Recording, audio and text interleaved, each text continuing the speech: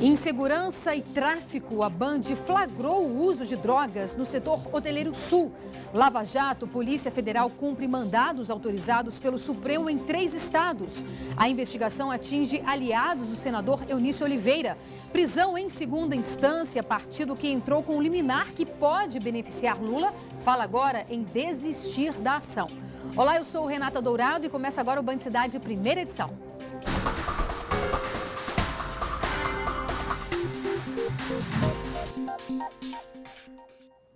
Denúncia: nossa equipe flagrou o livre uso de drogas no setor hoteleiro sul, área central de Brasília. Há anos, a região sofre com o tráfico e a insegurança. Os roubos cada vez mais comuns também assustam trabalhadores e turistas. As imagens exclusivas foram feitas pelo nosso repórter cinematográfico Isaac Gazineu. Elas mostram o consumo de drogas no centro da capital do país. Esse casal aí usa uma latinha de refrigerante para fumar crack, próximo ao setor hoteleiro sul. E as cenas se repetem até mesmo durante o dia. Eles consomem assim de uma forma explícita, né? Já que meio que maconha mesmo, vira e mexe, você vê. Transiúde querendo utilizar maconha, crack também. Quem trabalha no setor hoteleiro sul afirma que o local virou ponto para moradores de rua. Além disso, outro problema tem preocupado: a onda de crimes. Essas imagens feitas por funcionários de um hotel mostram um carro que teve as rodas furtadas. Esse outro automóvel aparece com os vidros quebrados. E não é difícil encontrar histórias de insegurança na região. Debaixo das nossas marquises, moradores de rua dormindo. E às vezes são moradores de rua, mas são meliantes também. Porque eles assaltam, eles roubam, eles furtam, eles quebram vidro de veículo. Outro problema por aqui é a prostituição. A Associação Brasileira da Indústria de Hotéis do DF afirma que a Secretaria de Segurança sabe da situação do setor hoteleiro sul, mas mesmo assim, o problema continua. Quando a gente procura eles e conversa, sim, a gente sente uma certa melhoria. Mas é uma situação diária. Os consumidores de drogas normalmente são as mesmas pessoas que furtam. Em março, um homem de 35 anos foi morto na quadra 3 do setor hoteleiro sul por 3 travestis que teriam tentado roubar o rapaz depois que ele recusou pagar um programa adiantado. Câmeras de segurança de um hotel flagraram as suspeitas correndo logo após cometerem o crime. Quem trabalha na região diz que vive com medo e cobra uma solução. A gente precisa da ação do poder público com mais carinho, que olhe para o setor hoteleiro sul e o setor hoteleiro norte. A gente chama a polícia, mas amanhã ou depois a gente vê a mesma pessoa que a gente tentou tirar ou tentou conversar livre. A gente vai recorrer a quem? A Polícia Militar não quis gravar entrevista e se manifestou por meio de nota. Disse que o setor hoteleiro sul conta com viaturas específicas 24 horas por dia. A PM negou que a área seja violenta e ressaltou que nos primeiros 2 meses do ano foram registradas 4 ocorrências na região contra 13 no mesmo período do ano passado. Pois é, olha, em nota, a Polícia Militar se limitou àquele comentário de sempre. Informou que mantém uma viatura específica para os setores sul e norte, onde são feitas rondas diariamente. Já sobre as câmeras, ou melhor, a falta delas, a Secretaria de Segurança Pública disse que o equipamento próximo do flagrante está quebrado. Uma licitação para o conserto de todas as câmeras do DF está em andamento. E hoje o setor hoteleiro sul tem 10 câmeras funcionando. E para comentar sobre esse assunto aqui com a gente, Cláudio Humberto. Boa tarde, Cláudio Humberto. Olha, se as autoridades competentes não tomarem as devidas providências, daqui a pouco a gente está virando um Rio de Janeiro, né? Exatamente, estamos bem próximos disso. No Rio de Janeiro tem um fenômeno das milícias, que são bandidos que vendem segurança às pessoas. Daqui a pouco eles chegarão aqui em Brasília. Vão lá procurar os empresários do setor hoteleiro sul, os moradores da Asa Norte, vão começar a oferecer os seus serviços, serviços de segurança, né, paralelos. E isso é um caminho aberto para novos crimes e a população fica completamente refém desse tipo de coisa. Em vez de estar distribuindo notas mentirosas, a Polícia Militar deveria modificar a sua atitude, né? Mudar de atitude. Essa história de dizer que tem rondas periódicas, 24, tudo mentira. Porque se fosse verdade, aquele senhor não teria sido assassinado por 3 travestis. Pelo menos não está sendo suficiente, né, Cláudio? Não, absolutamente, é absolutamente inexistente. Eu conheço empresários daquela área, eu conheço pessoas que moram em hotéis, há muitos brasileiros que moram em hotéis do setor hoteleiro sul e também no setor hoteleiro norte, que reclamam disso. São pessoas que não podem sair de casa, ou o hóspede não pode deixar o hotel para fazer uma caminhada na quadra, porque fica sujeito a assaltantes, e uma a área central todo tipo de Brasília, abordagem. gente. Exatamente. Os indicadores de criminalidade ali não são ainda mais elevados, porque muitas das vítimas, talvez a maioria das vítimas, sejam hóspedes dos hotéis, que, enfim, são cidadãos desesperançados e que acham que não vai adiantar nada mesmo. Ele é vítima de assalto, é vítima de algum tipo de violência, mas no dia seguinte ele pega o avião, vai embora, e para falar mal de Brasília, da insegurança de Brasília, da incompetência de Brasília, eles só são poupados mesmo dessas notas mentirosas que absolutamente desconectadas com a realidade que a área de segurança costuma divulgar, e no insulto à inteligência das vítimas, que somos nós. Vítimas 2 vezes. Primeiro, porque eles nos tiram dinheiro do bolso para manter a estrutura caríssima que representa a segurança pública aqui no Distrito Federal. E depois, porque não honram esse dinheiro que nos tiram. E olha, a expectativa de que o ministro do Supremo, Marco Aurélio Mello, proponha em plenário análise de uma ação que pode devolver a liberdade ao ex-presidente Lula provocou reações. O partido que entrou com uma das ações questionando o cumprimento de pena após a condenação em segunda instância quer agora retirar o caso do tribunal. O presidente do PEN, que é o atual Patriota, informou que vai destituir o advogado Antônio Carlos de Almeida Castro, o Cacai, e pedir no STF a retirada do pedido de liminar da ação de declaração de constitucionalidade que apresentou no ano passado.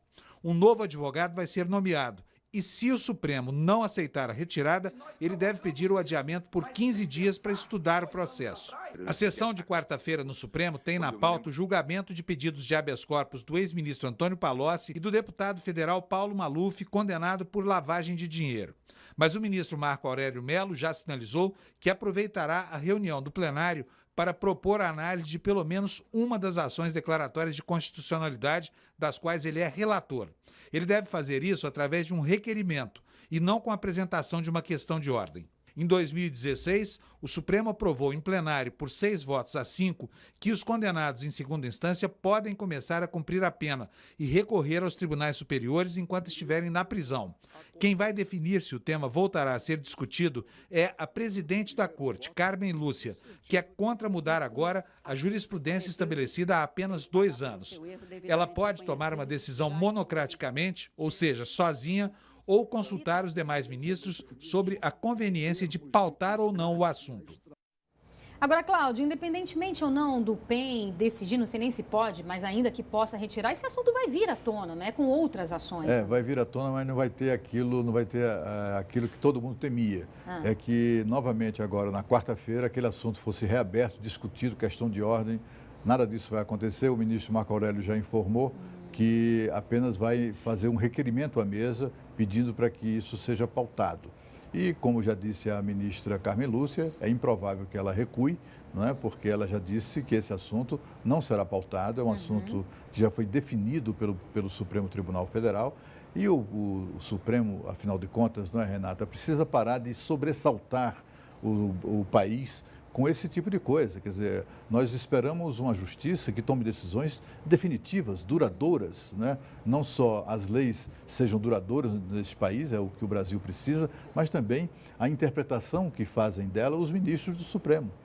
O ministro do Supremo acabou de tomar uma decisão que é baseada naquele entendimento de 2016, de que condenados com sentença confirmada em segunda instância começam a cumprir pena, podem começar a cumprir pena. E, de repente, aí tem ali, ao sabor dos acontecimentos políticos, o Supremo vai para tudo porque o Lula está preso, para numa manobra esperta para tentar tirar o Lula da cadeia.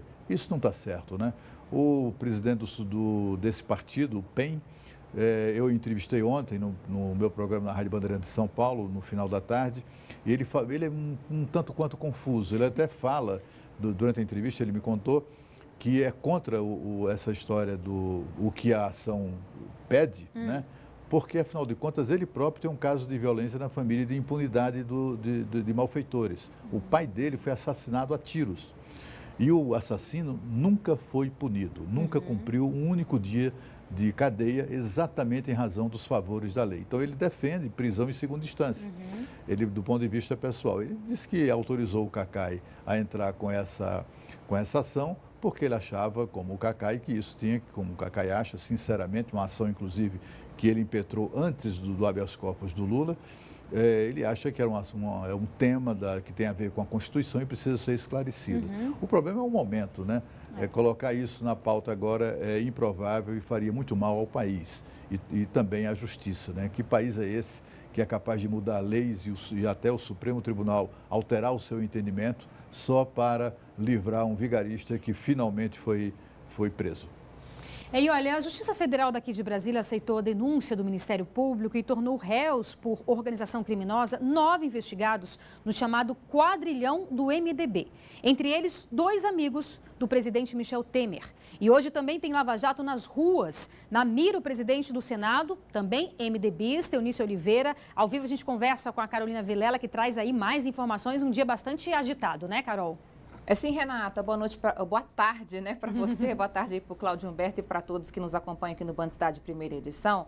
Olha, essa operação Tirateima, ela investiga pagamentos indevidos de empresas, de empresários a políticos. A ação também é um desdobramento da Lava Jato. Foram cumpridos hoje pela Polícia Federal pelo menos 8 mandados de busca e apreensão em São Paulo, Goiânia e Fortaleza, e eles foram autorizados pelo ministro do Supremo Tribunal Federal, Edson Fachin, que também é o relator dos processos da Lava Jato no Supremo. O alvo dessa operação são pessoas que teriam ligação com o presidente do Senado, o senador Eunício Oliveira. As investigações começaram a partir da delação do ex-diretor de Relações Institucionais da Hipermarcas. Nelson Melo disse em depoimento às autoridades que repassou 5 milhões de reais a Eunício Oliveira durante a campanha ao governo do Ceará em 2014. E as negociações teriam sido feitas por meio de contratos fictícios. A assessoria do parlamentar disse que Eunício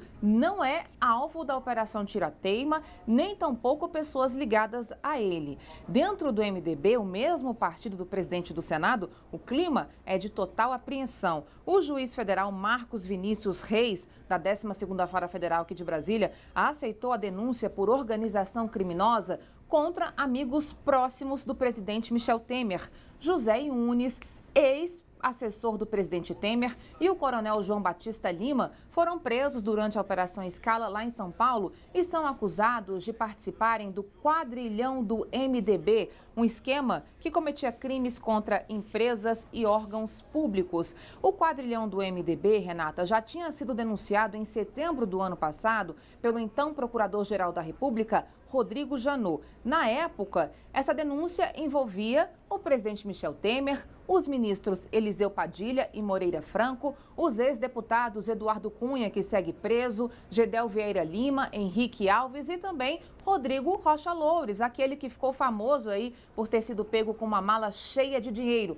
Todos eles, Renata, são do MDB, mas o prosseguimento dessa denúncia foi barrado na Câmara dos Deputados. E como o presidente Michel Temer e os ministros Moreira Franco e Eliseu Padilha têm foro privilegiado, o caso agora segue no Supremo, mas continua suspenso. Renata. Ok, Carol, muito obrigada. Ô, Cláudio, aí a gente entra num debate que é tão importante a gente fazer também, que é a questão do foro privilegiado, né? Quer dizer, investigações apontando aí possíveis irregularidades cometidas pelo presidente da República, presidente do Senado, enfim, pessoas consideradas importantes na política, mas na prática a gente vê que pouca coisa acontece com relação à repercussão dessas investigações. Porque, afinal de contas, o Supremo Tribunal Federal tem um outro ritmo, não é uma corte criminal. Não trabalha somente examinando esses processos na Lava Jato. Os ministros do Supremo Tribunal Federal, minha gente, eles examinam e julgam 11 mil processos em média por ano, cada um. Cada ministro, 11 mil processos por ano, eles examinam, estudam, se debruçam sobre eles. É o contrário, por exemplo, do juiz Sérgio Moro. O juiz Sérgio Moro se dedica exclusivamente à Operação Lava Jato. Então, ele tem mais tempo para lidar com essas questões. Além do mais, os réus da Lava Jato que estão em Curitiba, na 13ª Vara de Curitiba, eles são réus que não têm foro privilegiados. Tem essa dificuldade a menos, né? O Supremo Tribunal Federal, ao contrário, né? Os ministros têm que, como a gente tem visto, têm que decidir sobre aborto, sobre, enfim, pessoas que foram presas por terem cometido pequenos delitos, como roubar 1 quilo de açúcar de uma mercearia. Casos assim chegam ao Supremo Tribunal Federal e compõem aquele número espantoso de uma média de 11 mil casos para cada ministro. É por isso que, por essa razão, que todos esses casos ainda de políticos com foro privilegiado têm um ritmo diferente, um ritmo mais lento, infelizmente, né? O que a gente esperava é que todos esses sujeitos aí da política brasileira continuam, são candidatos até, estão em plena campanha, né? Políticos como o Renan Calheiros, por exemplo, ele responde a 17 casos do Supremo Tribunal Federal e hoje até hoje não sofreu ainda as sanções, a mão pesada da lei. Muito ao contrário, por exemplo, tratamento muito diferente, sofreu, como deveria sofrer mesmo, o deputado Eduardo Cunha. É bom lembrar que na mesma época Renan Calheiros era presidente do Senado, portanto, do ponto de vista institucional, tinha o mesmo nível. Mas um foi tratado com rigor e o outro tem sido tratado com evidente leniência. A resposta tem que vir na urna, né, Cláudia? E você vai ver a seguir o policial militar que disparou mais de 30 vezes em funcionários e clientes de um posto em Santa Maria. Agora vai responder por tentativa de homicídio. O Band Cidade volta daqui a pouco e eu espero você.